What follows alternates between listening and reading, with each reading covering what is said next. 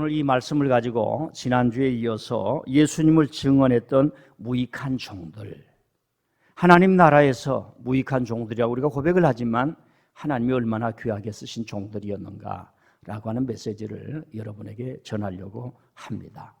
신앙생활을 하다 보면은 예배드리는 것이 내 삶을 얼마나 풍성하게 하고 귀하게 하는지를 아는 지혜를 다 가지신 줄 믿습니다. 이런 대면 예배에 빠지지 마시고 주님을 찬양하며 예배하는 것이 여러분의 삶의 귀한 한 부분이 되기를 축복합니다. 지난 24일 수요일 우리는 마음이 콩 내려앉은 뉴스를 들었습니다. 미국 텍사스주 남부 유벨디라고 하는 조그마한 도시가 있습니다. 거기에 로브 초등학교, 그러니까 2학년, 3학년, 4학년만 다니는 학교예요. 거기에서 총기 사고가 나서 19명의 어린 학생들, 교사 2명이 숨졌다는 끔찍한 뉴스를 들었습니다.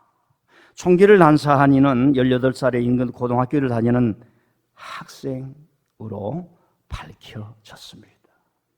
자기의 아내인 교사가 총기 사고로 죽었다는 소식을 들은 한 남편은 그 자리에서 심장마비로 사망했다는 안타까운 뉴스도 우리가 들었습니다. 이 나쁜 친구는 18살이 되는 생일 바로 다음 날 총기를 구매하여 범행을 저질렀다고 합니다. 제가 이 얘기는 어제 토요일 새벽 기도회에서도 한번 여러분에게 언급을 하였습니다. 우리는 좀 의아합니다.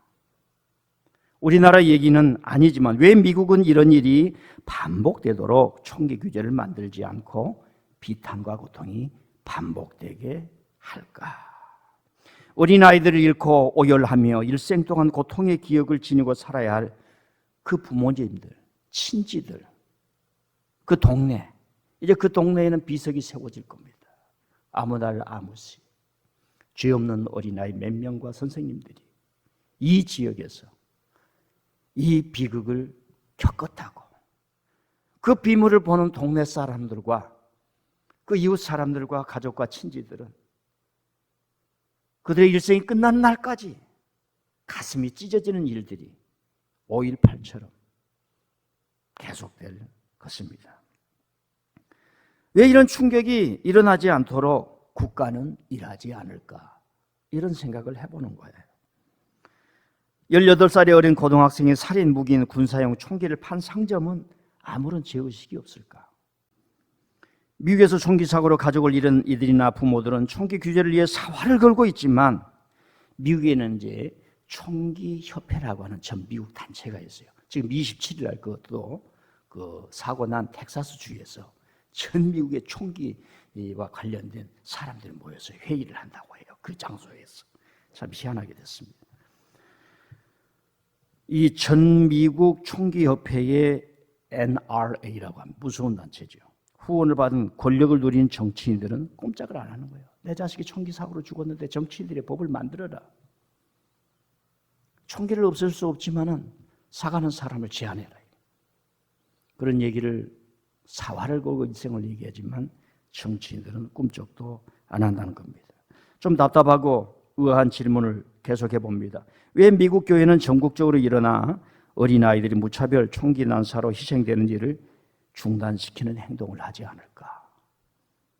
왜 러시아 정교회는 푸틴의 전쟁 야욕에 저항하며 일어서지 않을까? 왜 우크라 정교회는 러시아 종교회와 힘을 합하여 전쟁을 멈추라고 행동하지 않을까? 우리가 신앙생활을 하고 말씀을 한다면 그 말씀의 힘이 가지를 치고 이파리를 내서 오늘 사회 현실에서 우리가 어떻게 행동해야 될 것인가? 우주에 큰 힘을 주기 때문에 이런 질문을 해보는 겁니다. 대한민국이 적대적으로 남과 북을 만들어서 대결주의로 가고 무기를 더 많이 사용해야 된다. 그래서 6.25 같은 또 그런 긴장이 일어날 때 한국교회는, 한국교회 성도들은 탱크 앞에 천안문 사태처럼 몸을 던지면서 이 땅의 전쟁은 다시는 안 된다. 누구를 죽이려고 하느냐? 할 수 있을까? 질문을 해보는 거예요. 그러나 거의 못합니다. 여기서 우리는 진정한 신앙이 무엇인가? 참 신앙이 무엇인가? 생각은 하고 살아야 된다는 겁니다.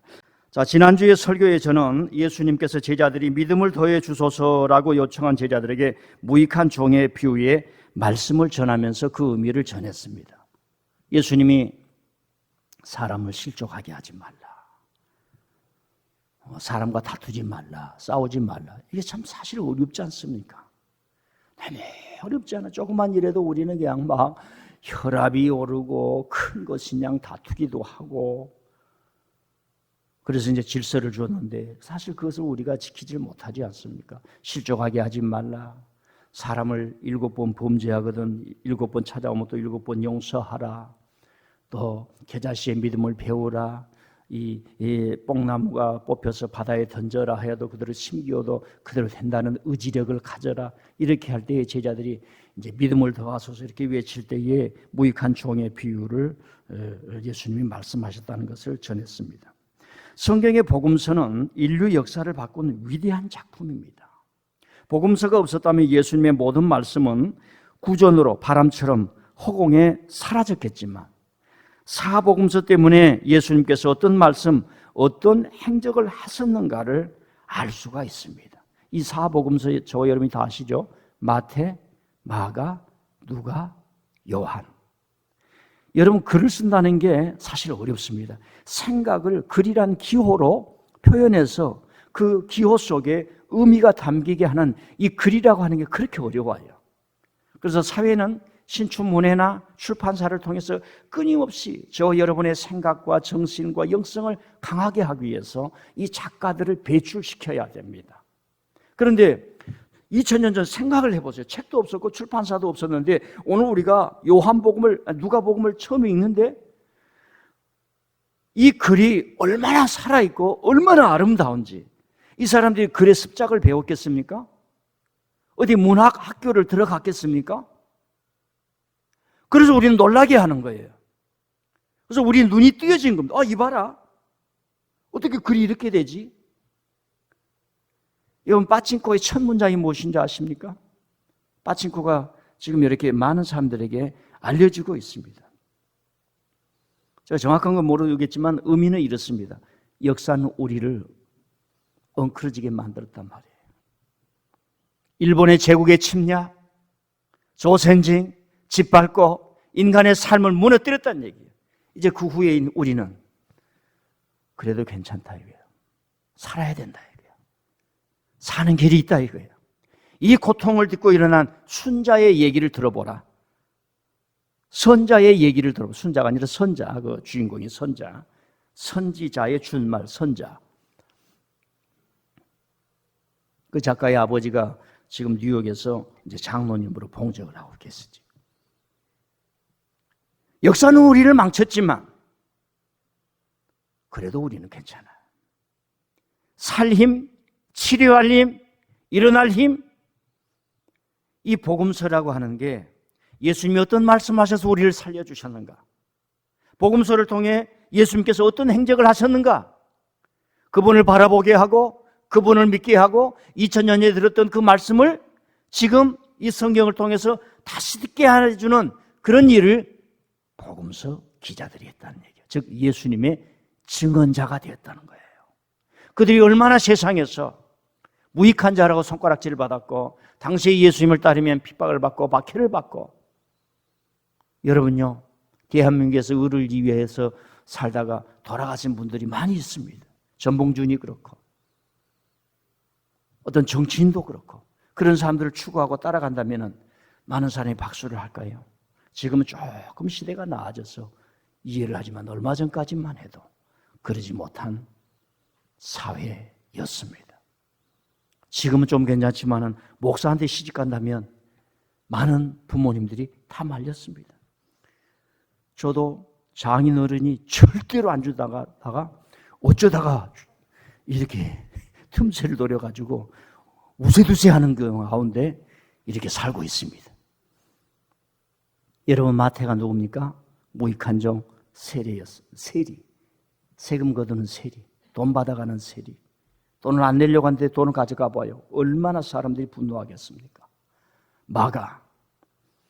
마가는 두 스승을 두었습니다. 삼촌이라는 바나바라는 신실한 스승을 두었습니다. 우리 삼촌이 왜 이렇게 변하지? 왜 모든 재산을 다 교회에 두고 오로지 저 길을 걸어가지? 그리고 바울 사도를 만나서 일생을 선교지 현장에서 잔뼈가 굵었던 사람이에요. 여러분 마가복음을 읽어보세요. 학자들이 탄복을 합니다. 어떻게 이렇게 자동차가 그 슈퍼카가 지나가듯이 글의 속도가 이렇게 느껴지지? 아주 처음 예수님 말씀을 읽으면은 그칠 수가 없을 만큼. 그 다음에 누가는 누구입니까? 누가는 바울의 2차 전도 여행 때 바울을 따라다니면서 로마 문명을 보고 헬라 문명을 보았던 거예요. 거기서 삶의 부조리, 왜 제국이 이렇게 쓰레기들을 만드는가? 쓰레기 문화를 만드는가? 온갖 것은 다 가져가고 모든 사람은 죽이고 반대자들은 숙청하면서 도대체 의가 무엇이며 빛이 무엇인가? 누가는 예수님에 대해서 배운 거예요. 그리고 요한은 예수님의 직제자죠. 여러분 복음서를 썼던 3명의 사람이 예수님의 직제자가 아니었어요. 여기서 예수님이 하신 말씀이 그대로 실현이 되는 거죠. 예수님은 직제자라고 해서 하나님 나라에 더 많이 쓰인 게 아니라 바울이라든가 다른 사람도 하나님 앞에 오는 모든 사람들을 하나님이 쓰셨다는 거예요. 얼마 전까지만 해도 독일 사람만 하나님이 쓰신다고 생각을 했어요. 얼마 전까지만 해도 하나님은 남자들만 쓰신다 이렇게 생각을 했어요. 얼마 전까지만 해도 흑인들은 영혼이 없다, 백인들만 쓰신다고 그랬어요. 그것이 얼마나 헛된 지식이었는가를 이제는 다 밝혀졌지요.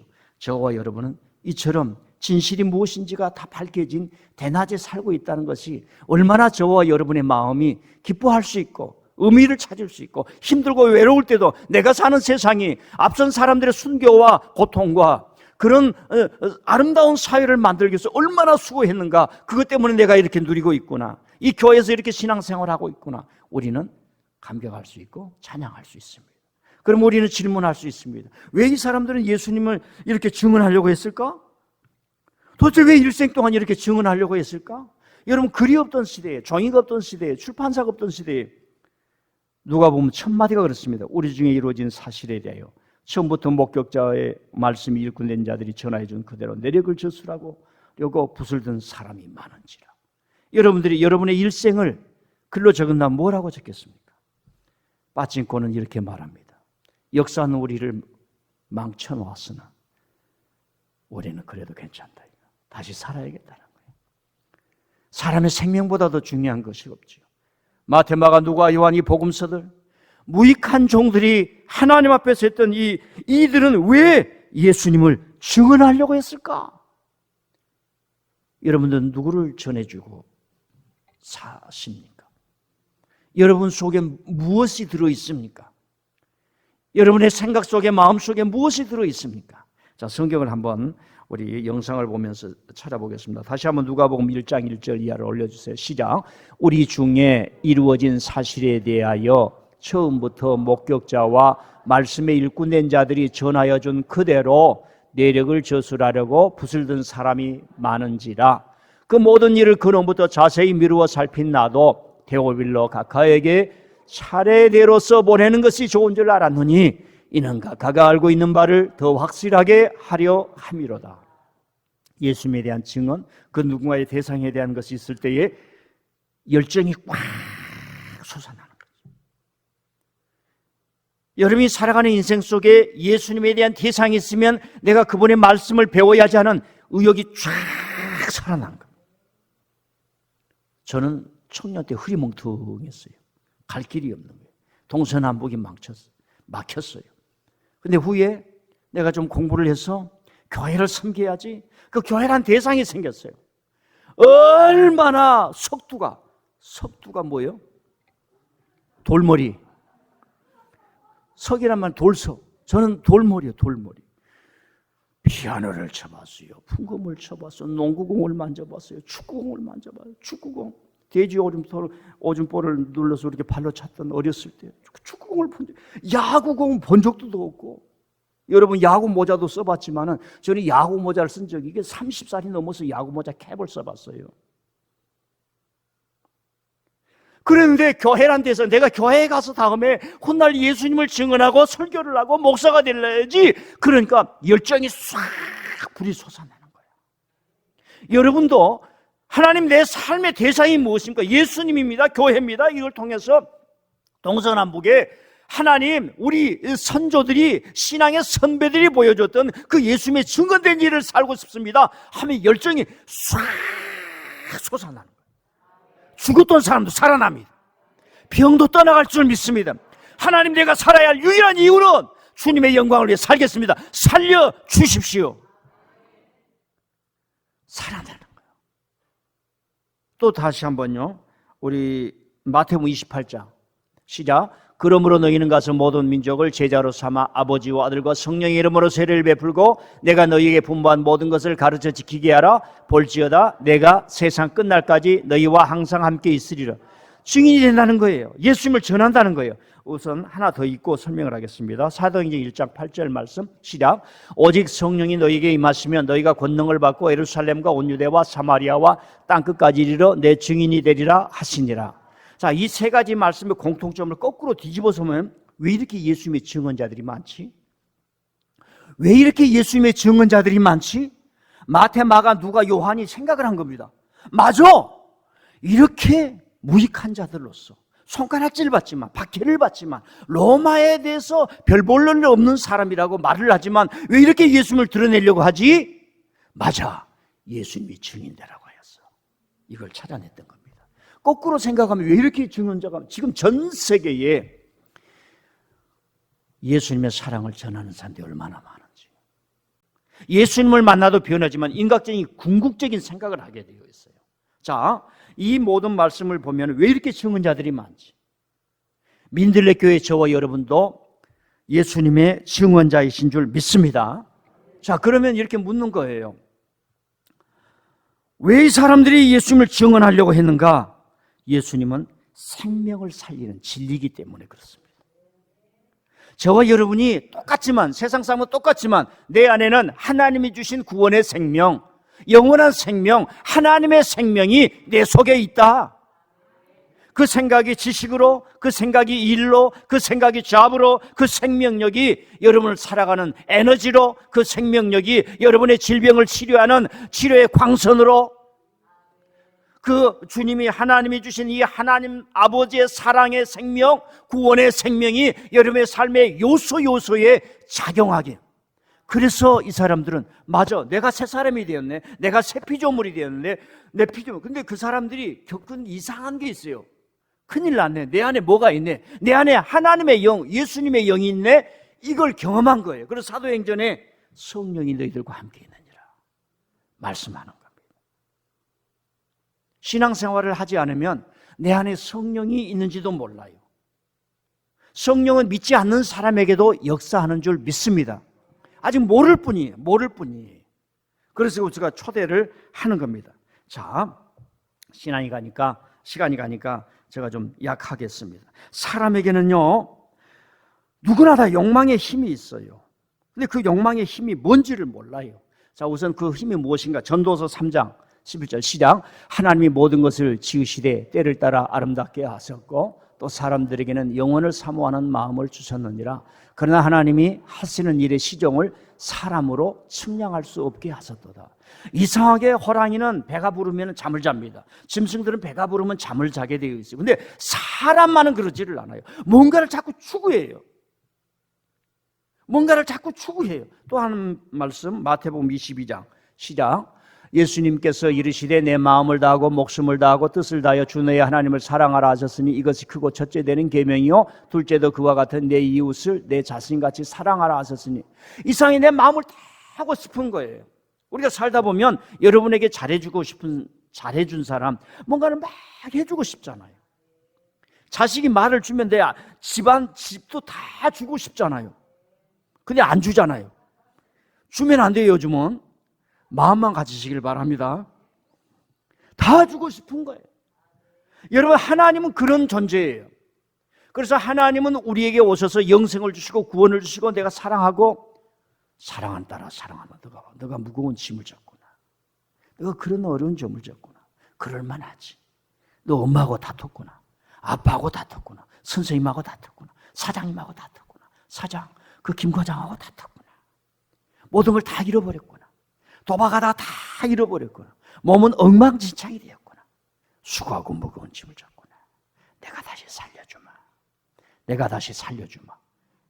이 하나님 앞에 이 하나님을 만나면 경험이 되게 돼서 하나님은 반드시 이렇게 인격적으로 찾아옵니다. 그러면 내 모든 열정을 그분을 다 쏟아요. 이게 살아나는 역사입니다. 마지막으로 또 하나만, 로마서 1장 19절 시작. 이는 하나님을 알만한 것이 그들 속에 보임이라 하나님께서 그들에게 보이셨는데, 즉 하나님을 알만한 힘이 있는 거예요. 우리 속에는 그걸 디자이어라고 그래요. 디자이어, 욕망이라고 합니다. 드라이브라고 그래요. 뭐가 막 치고 나가는 거예요. 이거 힘이에요. 이걸 욕망이라고 말을 하는데 이걸 아는 사람이 아무도 없다는 거예요, 여러분. 프로이드가 얘기했고 심리학자들이고 정신학자들이 다 얘기를 했지만은 이 인간 안에 있는 근원적인 것을 몰라요. 해석만 할 뿐이지요. 그런데 성경은 말합니다. 이 근원적인 힘이 가야 할 유일한 방향은 뭐냐? 하나님을 찾으러, 하나님을 만나러, 하나님과 동행하라. 사실 우리는 하나님과 동행할 수 없어요. 그 용어를 우리가 쓰지만은 알고는 써야 돼요. 우리가 어떻게 하나님과 동행하고, 우리는 하나님을 따르는 거예요. 아멘. 예, 우리가 하나님을 동행한다. 우리가 하나님의 짝이 될 수가 없어요. 우리는 은혜로 살고 무익한 종으로 살지만은 하나님을 가장 칭찬하는 사람이에요. 무익한 종이라고 하지만은 가장 칭찬하는 사람이에요. 무익한 종이라고 마태요, 누가요, 마가요, 요한이라는 사람을 하나님께서는 가장 칭찬하고 가장 위대하게 써서 인류 역사를 바꾸는 복음서를 만들었던 거예요. 무익한 종을 하나님은 가장 칭찬하시사 가장 유익한 종으로 만드셨다는 거예요. 자, 우리에게는 어마어마한 에너지가 있습니다. 그게 보이지도 않아요. 근데 그에 가야 할 방향이 뭐냐? 여보, 당신과 내가 사랑하는 것은 뭐예요? 여러분 에베소서를 반드시 읽어보세요. 부부간의 목적이 뭐냐? 가야 할 방향이 주의 교회를 거룩하게 하며 두 사람이 교회가 된다는 거예요. 하나님이 임재하는 교회가 된다는 거예요. 그렇기 때문에 우리는 세상의 질서를 뛰어넘습니다. 하나님이 주신 질서가 있잖아요. 남편에게 주신 명령이 있잖아요. 아내에게 주신 명령이 있잖아요. 이걸 안 하니까 자꾸 어려운 점이 생기잖아요. 그래서 우리는 주 앞에 와서 땅을 치며 좀 회개를 해야 되잖아요. 결론으로 가겠습니다. 복음서를 기록했던 이들은 사람들이 선호하지 않았던 스승, 처절하게 십자가에 죽으신 예수님을 증언하는 사람들이 되었습니다. 그런 사람들은 로마라는 나라에 부름받지 않았습니다. 무너져갔던 유대교 그 권력자들에게 부름받지 않았습니다. 진리이신 주님을 무익한 종으로서 일생을 다해 증언함으로 하나님께 쓰임받았고 세계 역사를 바꾸었습니다. 성도나 우리 교회는 예수님을 증언하기 때문에 무익한 자로서 귀하게 쓰임받는 이런 삶의 노정의 차원이 있습니다. 사랑하는 성도 여러분, 여러분들은 이런 예수님의 증언자라는 겁니다. 우리 교회가 그런 증언하는 일일 때 기도하시고 동참하시고 함께 하실 수 있기를 바랍니다.